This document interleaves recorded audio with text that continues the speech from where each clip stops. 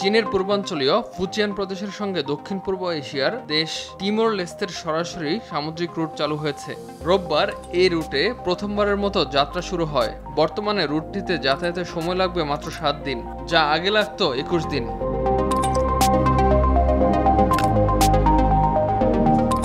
Xiamen customs জানায় 2024 সালে ছুয়ানছো বন্দর দিয়ে বেল্ট অ্যান্ড রোড ইনিশিয়েটিভ অংশীদার দেশগুলোতে রপ্তানি হয়েছে 124.36 বিলিয়ন ইউয়ান, যা গত বছরের একই সময়ের চেয়ে 5% বেশি।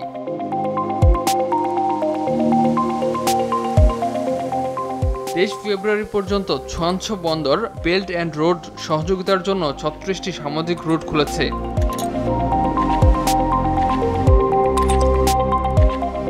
এ পর্যন্ত 150টিরও বেশি দেশ এবং 30টিরও বেশি আন্তর্জাতিক সংস্থা বেল্ট অ্যান্ড রোড সহযোগিতা চুক্তিতে সই করেছে।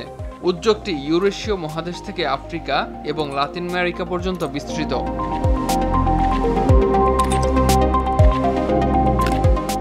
ইমতিয়াজ আহমেদ, RTV।